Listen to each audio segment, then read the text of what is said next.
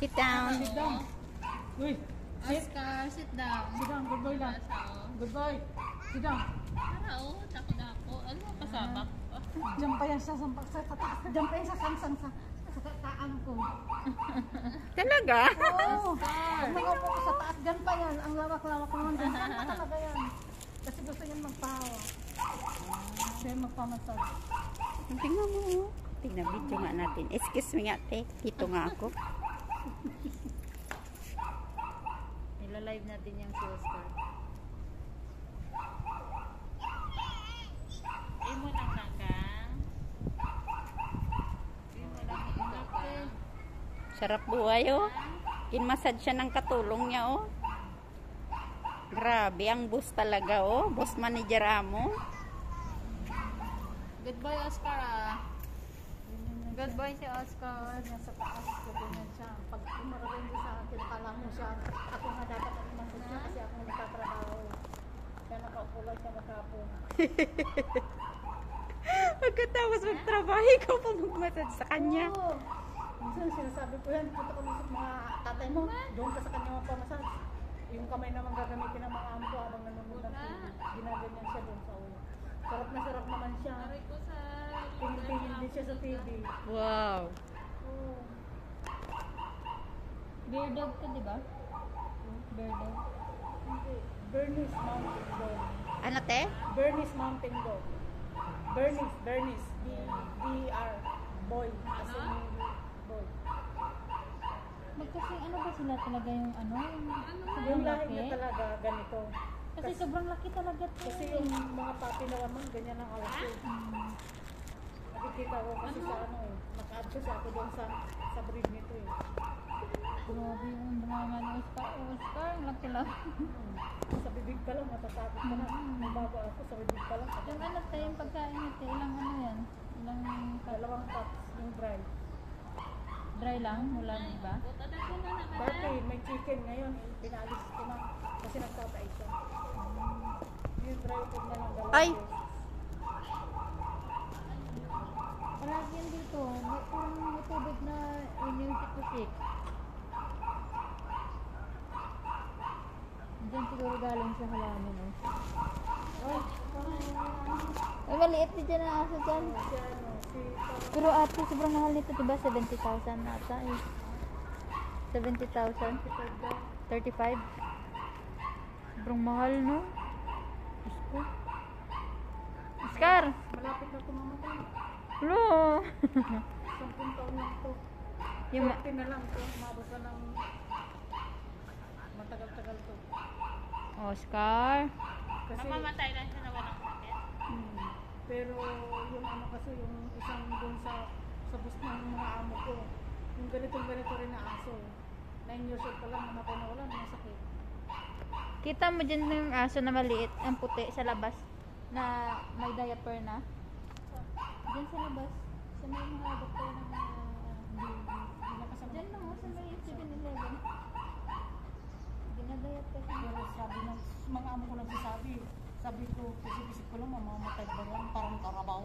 Makakila sa akin, makapagtalong din sa terrace. Mamamatay ba yung ganyan? Oscar! Oscar, tayo. Tayo na. Tayo. Piskot. Takot ako eh. Pinatayo mo. Hello.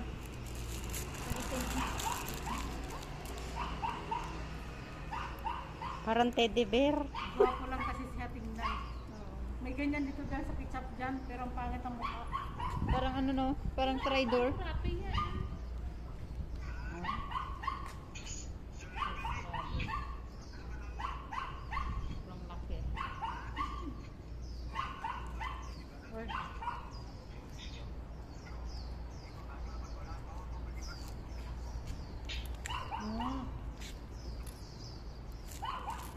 Hindi yan yung kinakain dyan sa floor. Si Jan, dyan lahat ito. Oh. Tapo na. Kaya nga. Uwi na ta. Oscar. Laki ng dog, oh. May timer pa pala. Para ng teddy bear. Tuloy mo na natin timer. Ay, Diyos ko, ang laki ng nga. Mm-mm. Buti ate, hindi na nakit yung dito mo pa ako. Ay, masakit yan. Masakit Pero na no yan? choice. Ang laki, parang Yan, teddy bear. masakit pa yan. Nadako ito gamo. Parang teddy bear. Ano nagpangalan to? Oscar. Oscar. Asko. Hindi. Super laki. Dako ba, no? Aray ko naman. Ang bigat. Ang bigat. Oscar. Masakit yung kamay niya. Oscar. Hmm. Ano yan, maligalig din yan pag may mga chicks. Ay! Ganun Oo, ka? ganyan yan. Ay. Papansin yan masyado. Kung baga Dala na sa, kami. sa babae, malandi. Kumakarente. Tignan mo nga ng ano. Ang laki, no? Ayun patay. Ay, hello. Naku, Diyos ko Lord. Niya. Diyos ko Lord. Huwag kalaban sila. Kalaban niya. Lumayas ka. Hindi ka pwede dito. Hindi mo ito tinatoryo. Buti hindi siya nag-ano. Ang mahirap pag tumakbo yan tapos si ate 10 makaladkad. years old na to. 6 years na ako dito nag-aan. Magti 6 years na. Almost 5 years na ako. Si ate Irene, dalawa rin yung aso niya eh. Iyan, sa kanyang aso na yan, ganito yan. Pag lumaki? Hindi, yung aso niya na yan, ganito yan nung hinawakan ko. Unang dating ko dito sa mga amon ko. Ganyan na ganyan din, kung makipagbutayan sa akin. Pero hindi ko siya hinayaan siya kasi hinahayaan. Sabi ko sa kanya, 3 years old pa lang yung aso mo. Huwag mo hayaan, masasanay mo pa yan, maano pa yan, matuturuan mo pa yan kasi bata pa. Dalawang aso niya Pero yan. pag pinabayaan mo yan, hanggang sa lumaki na ikaw mamamatay kung di mabalian ka dyan. Bakit? Sobrang laki niyan eh. Anong disiplina ba gagawin? Yung nagtatalo na ganyan, huwag mo siyang hayaan. Siya kasi hinahayaan niya. Hinahayaan niya, itong tali na ito, ikaw huwag mo siyang hayaan na ikaw hihilain niya. Ikaw ang humila sa kanya kasi doon mo siya natitrain. Ganyan, sabi ko sa kanya, ganito yan. Yung pag umaga kasi pag tumatawag sa kanya, Subi! Oh, grabe. Siya mag-ano. Yan nga, sabi ko, huwag mo siyang, huwag mong hayaan na ikaw hilain ang aso mo. Nihila siya. Ganun pala ang technique niyan. Nung unang dating kami dito, may stick. Hanggang ngayon, ang stick nasa taas pa eh. Mula kami doon sa Wulchokwan, sa dati naming bahay. Hawak-hawak ko yun hanggang dito, dala-dala ko. Papaluin mo siya. Hindi ko naman sa kanya pinapalo sa sahig. Ikaw yung ano? Parang Kanakot. sa kanya. Ah. May stick ako sa kanya bagong dating sinabi. Nakita ng mga amo ko. Sino yun yung ano? Sa Philippine Airlines. Plastic. Palagi. Sino yung yung nakagat ng nakaraan? Naglaga man. May kinagat na hindi. Hindi pa naman kami Yung na. amo ng aso, naghawak at saka naglalakad-lakad. Tapos meron din na taga dito din na sinagat yung Sa araw ng Diyos, sa linggo naman ang tawag sa kanila man Diyos, wala pa naman ako yung ano nito. Ako na lang ang madisgrasya, wala na akong makadisgrasya. Ano eh? Kinagat ng amo ng hindi. Yung aso. Pero ito, one time, siguro 1 week pa lang kami dito. Ang nito kami ito, yung bagong dating kami dito. Yung mga amo ko amoy ka lang. Hmm? Diyan sa restaurant, may toys na may trolley, yung bag yata, sinabitan yata ito. Simula nung di na mahawak yung mga amo. Sasabihin pa sa akin pag dugo yung aso ko eh. Sabi. Pinulog ka ng buhok yun hindi. Ayun, pero magsing magkalaki lang yun.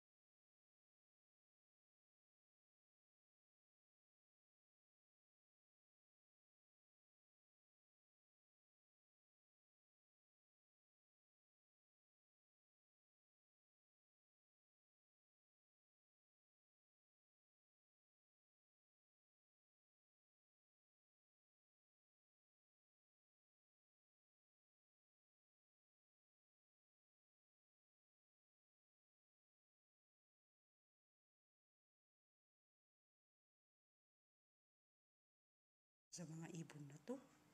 Naglalaro sila, oh. Naglalaro yung mga ibon.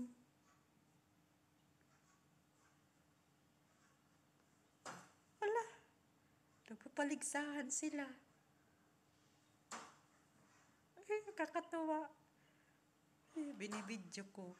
Nakakatawa naman to mga ibon na ito. Anong ginagawa? Wala. Naglalaro sila. sa bintana. Ano kaya yung binabangga nila yung salamin ng bintana tapos susunod naman yung isa?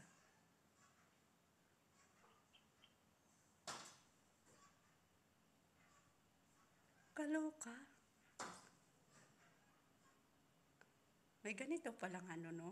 Naglalaro din pala sila. May video ko. Anong klaseng ibon to?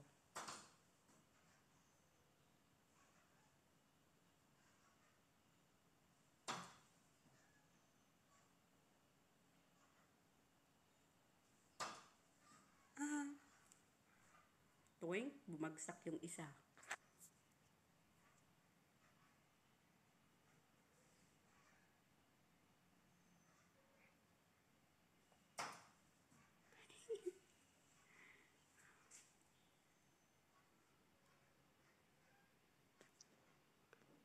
Tingnan natin bakit ganito yung ginagawa nila. Naglalaro sila sa salamin. Inaano nila yung salamin. Kaloka. Huh? Ano kaya yung mga ibon na yun? Bakit nila inaano yung ano? Yung